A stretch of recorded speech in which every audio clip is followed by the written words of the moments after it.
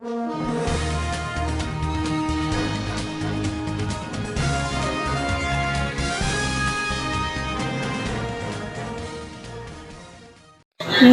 आप देख रहे हैं एसबी इंडिया न्यूज़। कानपुर से अमजद खान की रिपोर्ट। कानपुर बार एसोसिएशन के वार्षिक चुनाव में संयुक्त मंत्री प्रकाश पद हेतु वर्तिका दवे एडवोकेट आपके आशीर्वाद और सहयोग के आकांक्षी अधिवक्ता हितों के लिए सदैव सजग व सतर्क प्रयास। ये बीते दिनों में इस कड़ी में किए गए कुछ सूक्ष्म प्रयास कचहरी परिसर के अंदर इतिहास बनाए। मिलके राष्ट्रीय गान गाया, राष्ट्रीय गान कार्यक्रम में अथक परिश्रम व सहयोग किया। अधिवक्ताओं के लिए स्वास्थ्य बीमा योजना व अधिवक्ता सुरक्षा अधिनियम पारित करने हेतु माननीय विधायिका श्रीमती नीलिमा कटियार जी को ज्ञापन प्रेषित किया।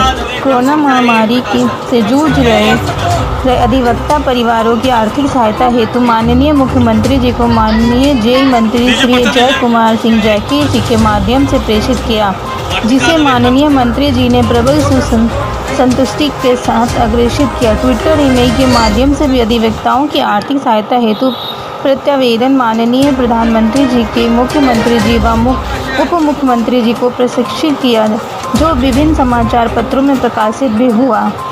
कानपुर बार एसोसिएशन के वार्षिक चुनाव में संयुक्त मंत्री प्रकाशन पद पर खड़ी हुई हूँ। मेरी क्रम संख्या 1 है। मैं वर्तिका दवे नाम से इस कचहरी में जानी जाती हूँ। वर्तिका दवे मेरा नाम है।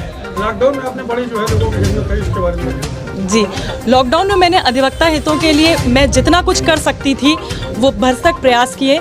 मैंने मुख्यमंत्री, प्रधानमंत्री, मंत्री जी सभी को आवेदन दिया इस बात का विशेष रूप से कि अधिवक्ता परिवार एक ऐसा परिवार है जो आमतौर पर ज़रूरतमंदों की श्रेणी में नहीं आता।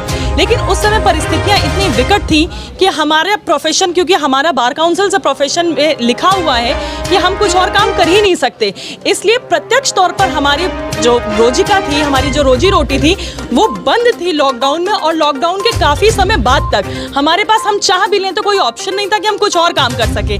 इसलिए ऐसी विशेष परिस्थिति थी जिसमें हम हमारा मान सम्मान सब कुछ रखते हुए जितनी लड़ाई लड़ सकते थे, हमने माननीय उच्च न्यायालय में भी याचिका दाखिल करी थी। कई समाचार पत्रों में ये बात पब्लिश हुई थी, तो सुओ मोटो माननीय उच्च न्यायालय ने संज्ञान लिया था और ये माना था कि इन विशेष परिस्थितियों में अधिवक्ता वर्ग और उन पर निर्भर वर्ग, ये पूरी एक इंडस्ट्री है जो ज़रूरतमंद है, जिसके लिए आर्थिक सहायता की ज़रूरत है। इसके अलावा भी मैंने कई मुहिम चलाई जिसमें जो हमारा COP कार्ड हो उसी को राशन कार्ड की तरह से ट्रीट किया जाए और ससम्मान हमें राशन दिया जाए।